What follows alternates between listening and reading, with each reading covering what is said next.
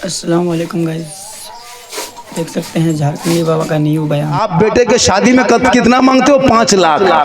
इधर कितना रेट चल रहा है? 5 लाख बेटी बाप से मांगने वालों, भिख मंगो, भिख मंगो। उससे बढ़िया है कि रमजान में फितरा उठाओ। अगर तुमको भिखे मांगना है तो बेटी बाप से क्यों? अच्छा सुनो, तुम अपनी बहू, वो लड़का अपनी बीवी के बाप से 5 लाख मांगता है, कितना बड़ा रिश्वतखोर है। और 5 लाख बेटी बाप खेत बेच के, गोरू बेच के, बकरी बेच के बेटा बाप को दे देता है। अब लेकिन जब जाता है उसकी बेटी लाने लिए फिर 300 आदमी लेके जाता है, पड़का के साथ, डीजे के साथ। सोच के देखो मुसलमानों, कितना जुल्म कर रहे हो तुम बेटी बाप पर। 5 लाख नगद।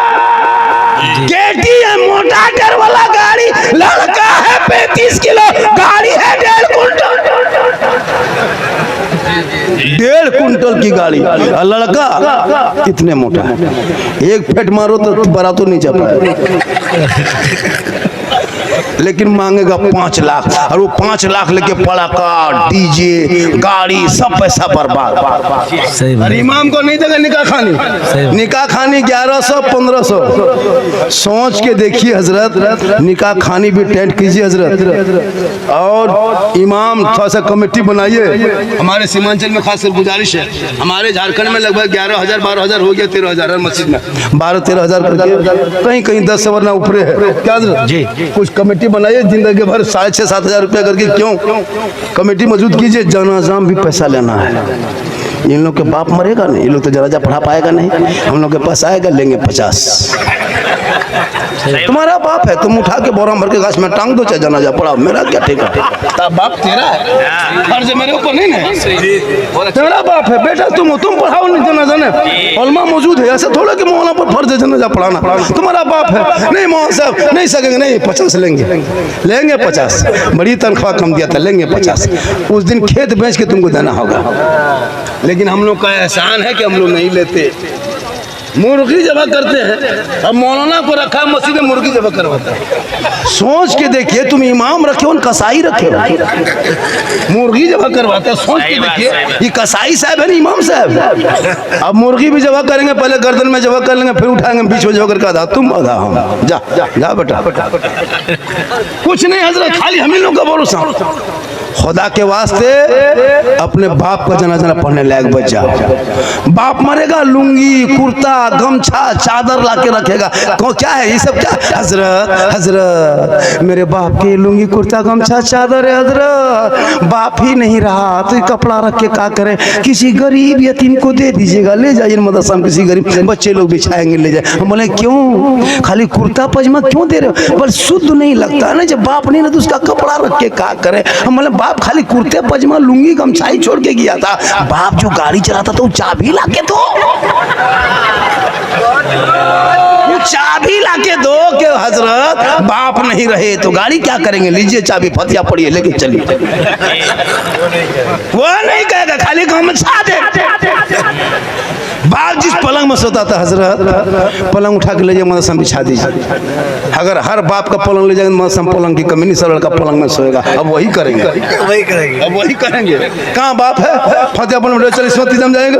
हाँ ठीक है, लाइए सामान लाइए, क्या लाएंगे? हम खा लूंगी। और चाबी कहाँ? पलंग कहाँ है? सब लाइए। अब बाप का जो बैंक बैलेंस से खतवा था लाइए, खाता चेक करिए कितना बचा है। खेत खलिहान मकान दुकान लोगे तुम 50 टका दे करके, वो भी क्या जब फातिहा पढ़ के निकलिएगा तब हजरत इसको रख लीजिए। मतलब क्यों? बोल चाय वगैरह पी लीजिएगा। मतलब नहीं, हम लोग चाय वगैरह पीना बिल्कुल छोड़ दिए, अब हॉर्लिक्स से पीते। 10 टका नहीं बेटा, 500 निकालो। टाइट होना होगा, टाइट होना होगा। हम लोग को बहुत इस्तेमाल किया हजरत, बहुत इस्तेमाल किया। कसम खुदा की कि मौलाना को, एक मौलाना पूछा, उसका बाप, उसका लोग पूछा कि आपका बेटा है कि नहीं? बोला हाँ एगो लड़का है। बोल कितना बड़ा? मौलाना ने कहा इतना बड़ा। कितना बड़ा? इतना बड़ा। पूछने वाला चुप के, ऐसे कैसे दिखाया? 6 महीने बाद पूछा, हाँ इमाम साहब लड़का बड़ा हुआ कि नहीं हुआ? बोला हाँ हो गया। कितना बड़ा? बोले इतना बड़ा। फिर 1 साल के बाद पूछा, लड़का लेकर ठीक ठाक है कि नहीं? बड़ा हुआ? बोला हाँ। कितना बड़ा? बोले इतना बड़ा। अब पूछने वाला बोला हाँ हजरत सब ऐसे ऐसे दिखाता है, आप ऐसे क्यों? कहा कि क्या करें, हम जिस गांव में रहते हैं वहाँ से मेरा घर 35 किलोमीटर है और इमाम सदर सिटी बड़ी टेंट है। असर के टाइम में जुमेरात को छुट्टी था, फिर जुम्मा जाके पढ़ाना पड़ता है। तो हम जुमेरात में असर की नमाज पढ़ के घर से वहाँ से मस्जिद से चलते हैं गाँव से, घर आते आते मगरिबी शाम हो जाता है, तब तक मेरा बच्चा सो जाता है। तो उसको हम खड़ा नहीं देखे, खटिया में पड़ा देते हैं। जब तक आते तब बचवा सो गया, फिर भोरे उठ के चल देते हैं, फजर की नमाज पढ़ के फिर चल देते हैं। चूंकि घर में जुम्मा पढ़ाना, बचवा सुतले रहता है, उसको हम कभी खड़ा देखें कि हमेशा खटिया में पड़े देखें, इसलिए बोलते हैं इतना बड़ा हो रहा है, ऐसे बढ़ रहा है। हम ऐसे बढ़े होते देखेंगे तो हम ऐसे देख रहे हैं। ये नया ये नया ये हाल है इस कौम की हमारे इमाम को। लेकिन याद रखना, कल मैदान महशर में जो मस्जिद के इमाम होंगे, जो मौजिन होंगे, उनका सर बुलंद होगा, मस्जिद को लेके चलेंगे, आगे आगे इमाम होंगे, पीछे पीछे मौजिन होगा। वही मस्जिद कल मैदान महशर में निजात का जरिया बनेगा। इसलिए लोगों, मस्जिद तामीर करो, मस्जिद को आबाद करो, तब तुम मस्जिद को रोशन करोगे, अल्लाह तेरे घर को रोशन करेगा। तुम मस्जिद को आबाद करोगे, अल्लाह तेरे घर को आबाद करेगा। तुम मस्जिद को सईदों से सजाओगे, अल्लाह तुम्हारे घर को रोजी रोजगार से सजा दे। अगर गरीब होता तो तेरा 8 साल का बेटा 300 का रिचार्ज मोबाइल में नहीं करता। तेरी बहू जो दुनिया में कुछ नहीं जानती, उनके मोबाइल में 300,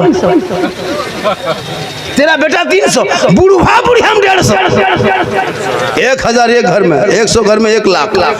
और जो इमाम कुरान पढ़ाए, नमाज पढ़ाए, सलाम पढ़ाए, सब काम करे, उनको 7.5, 6.5, 7.5 मारा मरी, फटाफटी, लुंगी समटा समटी तबाट,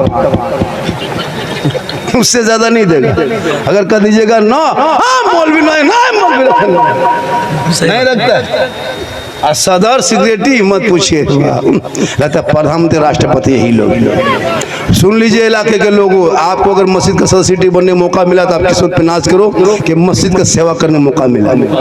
आप मोहल्ले के सदर हो, मोहल्ले के सेक्रेटरी हो, कौम के सदर सेक्रेटरी हो, तनख्वाह उठाओ, मस्जिद में पंखा है कि नहीं, पानी है कि नहीं, बिजली बत्ती, ये सब के लिए आपको सदर सेक्रेटरी चुना गया, न इमाम के सर पे बैठने के लिए नहीं चुना गया। आजकल सदर सेक्रेटरी इमाम के सर पे बैठता है, आपको इमाम के लिए सदर सेक्रेटरी नहीं चुना गया, आपको गांव मस्जिद के लिए चुना गया है।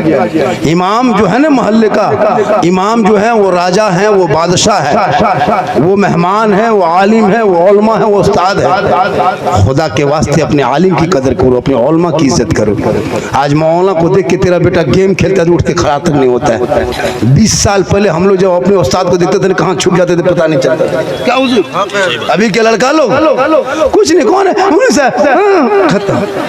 हजरत अभी तो इतने बेशर्मी हो गई, खैनी ऐसे मलता है। देखें, अगर भतीजा मर रहा, चचा पूछा कान चाहिए रे, बल खैनी थोड़ा बढ़ा के, थोड़ा बढ़ा दे, चचा बना बढ़ाने के लिए करा। तू बेटा ठोकेगा नहीं क्या करेगा? आज खैनी ठोक रहा, कल तुमको ठोकेगा। आज ठोक रहा चचा सामने भतीजा खैनी ठोक रहा, तुमको मजा लग रहा, कल वही भतीजा पकड़ेगा, गला ठोक देगा। माँ साहब मेरा बेटा खत्म है, खत्म पहले तुम था। सहरा में, जंगलों में, बयाबान में पढ़ो, मीनार गिर पड़े हो तो मैदान में पढ़ो। ये बेखबर नजूमी तुम्हें क्या बताएंगे, कल होने वाला क्या है ये कुरान में पढ़ो। 3:30 2:30 बज गया, 2:30 कितना बज गया? और बजा दें? कितना आदमी सुनना चाहते हैं? हाथ उठाइए ना। नहीं मेरे 2 बजे के बाद हाथ उठाना बंद है, पाँव उठाना चालू।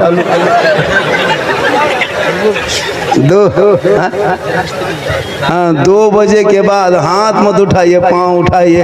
इनकमिंग चालू रखिएगा तो आउटगोइंग चालू रहेंगे। इसलिए उलमा को दोगे तो नुकसान नहीं होगा।